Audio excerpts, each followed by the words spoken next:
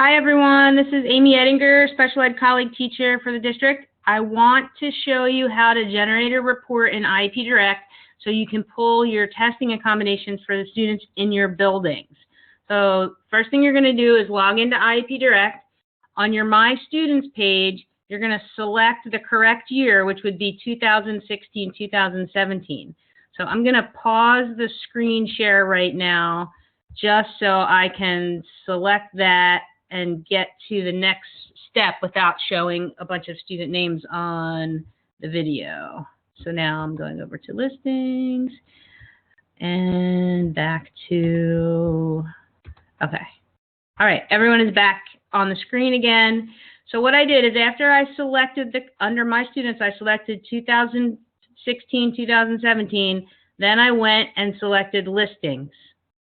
Now all of the reports you see here are available for you to use unless some kind of restriction was placed. Like sometimes when I create reports, like if you don't see certain things, it's because I created them and I might have limited who is able to see them. Anything that has a green square was created by somebody in the district.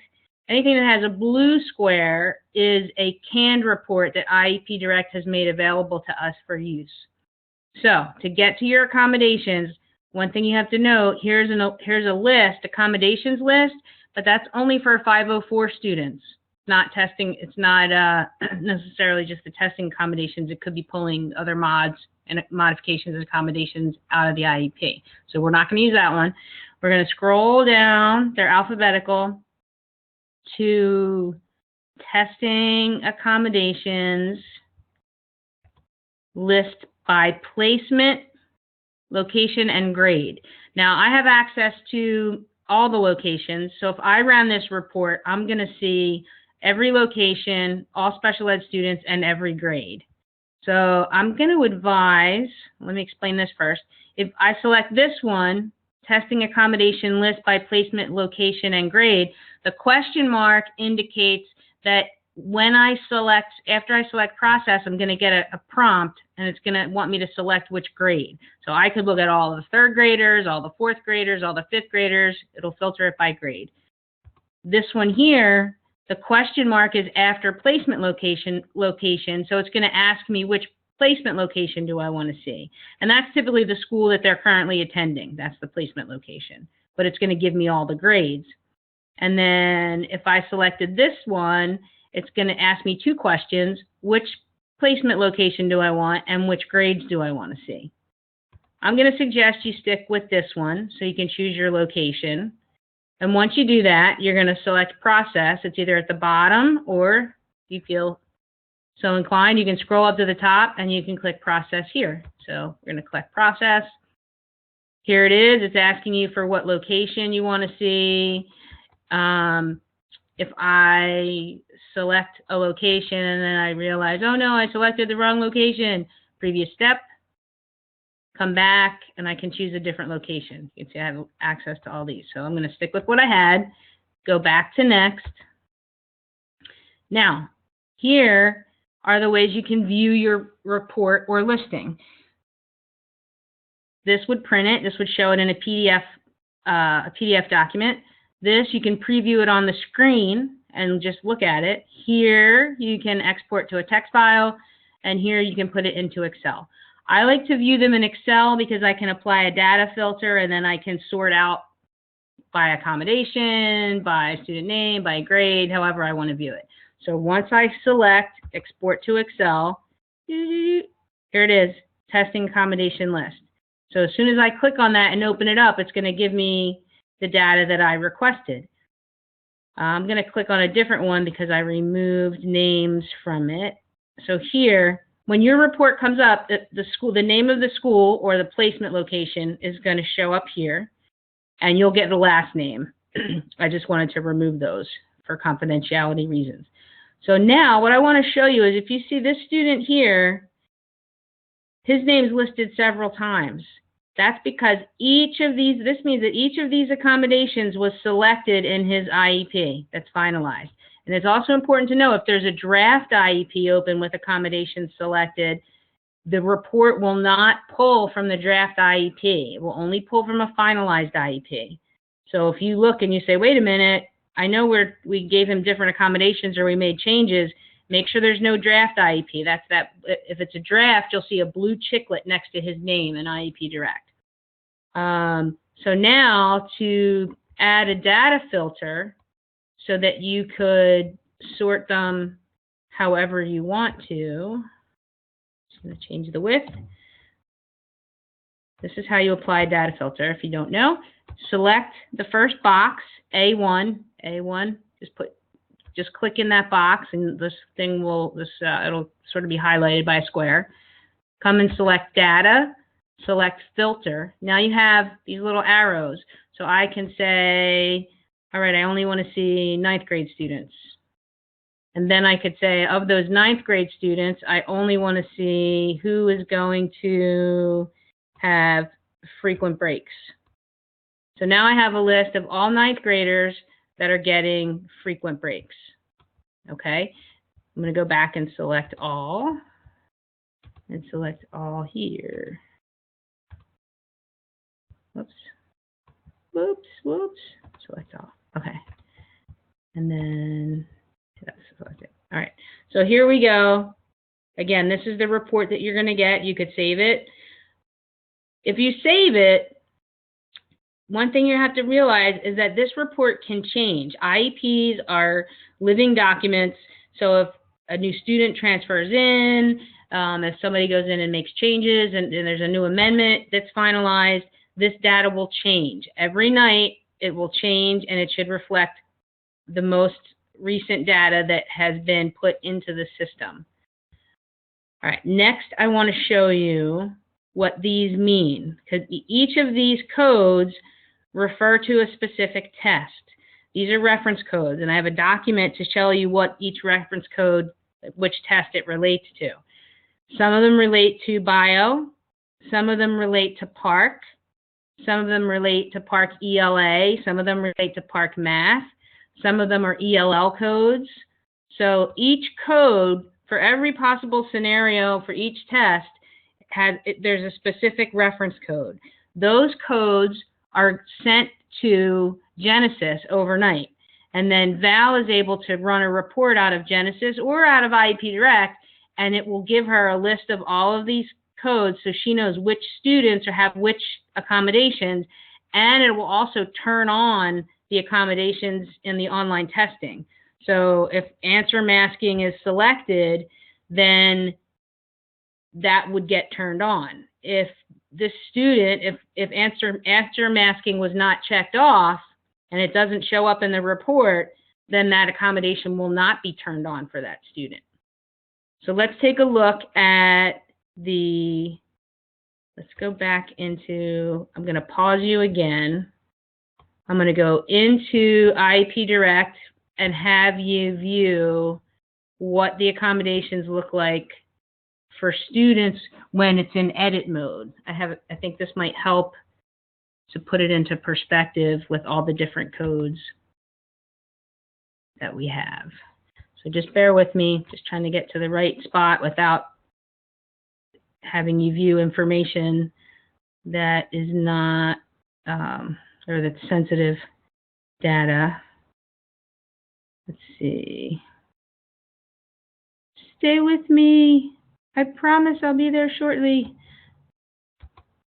Okay, hang on, I'm almost there. Editing, hiding the student names, and putting the screen back on. Okay, we're back. When you're in the accommodations, you're going to see this at the top, testing accommodations for statewide, district-wide, and classroom assessments. First, you're going to indicate if they're needed. So we're going to select yes. And then you're going to see setting, scheduling, test materials, test procedures. These are for your science. These are the accommodations that are for science. Let me keep scrolling. So where's extended time? So here, adding time is needed.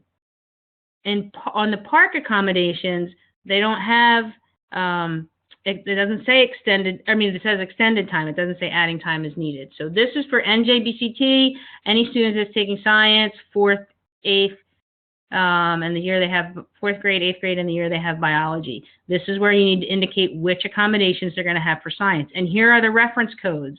These are the codes that are going to load into Genesis that are going to then get pulled into Val's report and then get uploaded into the testing database so that we know who's taking, which assessment and which accommodations for each assessment. Here, you're going to see custom district accommodations, these ELLs. I added these before IEP Direct put the ELL accommodations in. You can use this as a reference. You can check them off if you want, but they will not, because they're custom, they will not flow into Genesis. They will not flow into Val's report. When you're selecting for ELL, you're going to have to select it under the Park section. I'm going to show you that in 1 second. If I scroll down to Park, right here you can see Park accommodations for English language learners, and then here's the access for ELLs with the reference codes. These are the reference codes that need to flow, so this is where you have to check them off. So let's go back up to the top again, quick review. So the setting, scheduling, test materials, test procedures. This is for science. These are your science accommodations. Park. They have a spot. The accessibility features for all students. These need to be selected in order to be turned on. And you can't just select them because your student might use them. That could cause a problem with the test. It might have to be voided, especially with text-to-speech for math. So make sure you select which assessment they are going to be using the answer masking. For this particular student, both. Most of them have both for all of these, eliminating answer choices. So those will be selected for Park. If I were to select text-to-speech for math, notice it doesn't give me an option for both because it's for math. So that's a one and done. Here's the Park administration considerations for all students. So here, small group testing, time of day, separate or alternate location. And again, you have to specify which test, if it's English, math, or both. It's possible that some students might need the accommodation in another area. And as a side note, if they're receiving the accommodation for testing, they should be receiving the accommodation, on a daily basis in the classroom. Here are presentation accommodations for students with disabilities. So these are not the accessibility features that are available for everyone, and they have different codes here, okay? ELA is specified here. Go down further. Now here's the extended time. Take note that the extended time title, the first one, not English language learners. So if you select 7A for extended time, thinking, oh yeah, I selected extended time, and the student is not an English language learner, it's not going to show up in the report. We're going to get an error for that. So even though 5A and 7A are the same accommodation, extended time, one is for English language learners, our ELL students, and one is for our students who are not ELL. So you shouldn't have both selected. It should be one or the other. And then the extended time, again, maybe they need it only for math. So you select which subject or both subjects. Here is access for ELL. These will all transfer. One other thing I want to mention, any code with a 7 is an ELL code. So the number 7 indicates it's an ELL accommodation. These are the access, DLM accommodations, that's the dynamic learning maps. These can be selected to turn on. Right now, teachers have the ability to go in and change these with the personal needs profile and the first contact survey. The special education teacher will know which of these need to be selected. So don't just select anything. It depends on what technology they're using. All kinds of different variables play into that. But if you have questions about which DLM you should select, I would talk to them. Right now, I wouldn't worry about it if you didn't select the right ones. Again, these we can change when we go into the system. Okay, so those are the accommodations. Now, what I want to show you with the reference codes, I created a report that identifies which reference codes go for which. Actually, I'm going to change this. Park accommodations. Oh, no, that is park. So these are the park reference codes. So 1A, answer masking, and here you can see park test type, math or ELA. So it can be selected for either.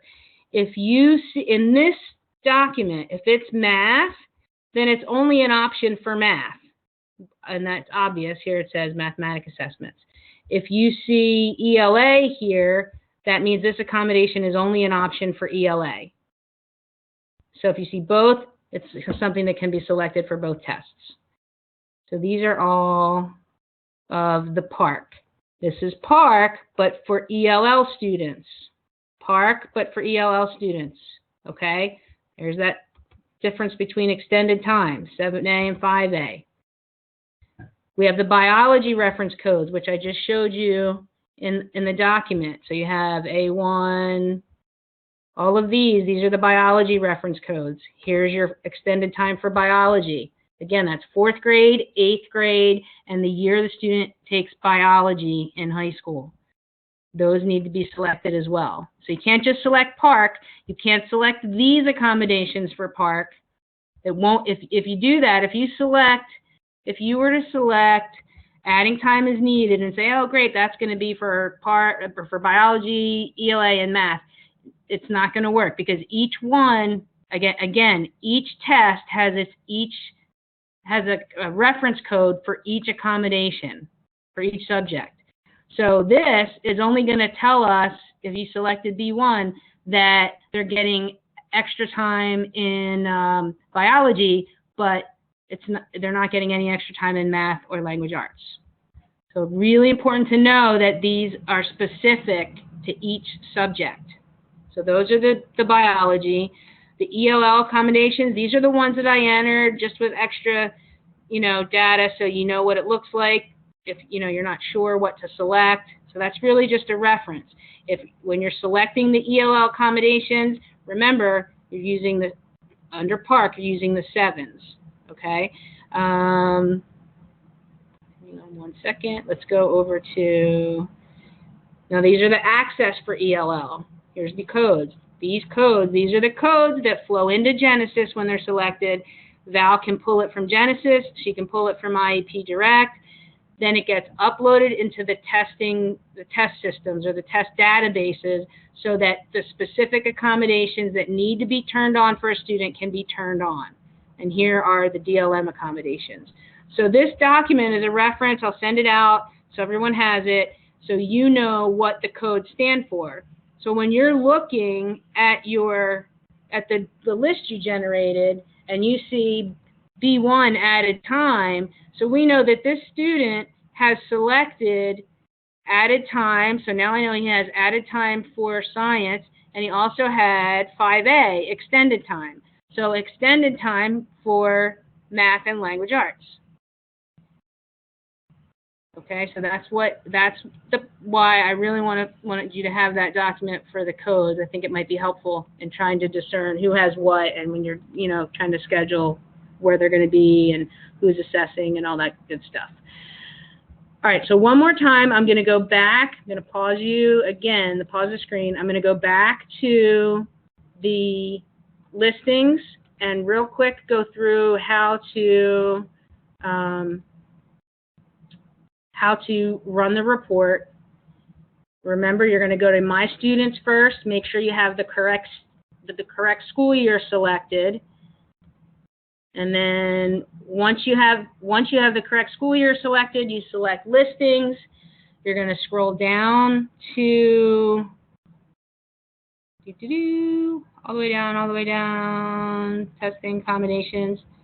Testing accommodation list by placement, location, and grade. You select process, select your location, and then you're going to select next. And then here are your options to view or download. You can export it to Excel, and here it is, it pops up. And again, every night this could be different. If something's changed in an IEP, if a new code is added, it's going to change overnight. So saving this might not give you the most accurate information once we get to test time, as new students come in and as you know, amendments are done with IEPs. I guess that's it. I hope this is helpful. Have a great day, and I will talk to you next time.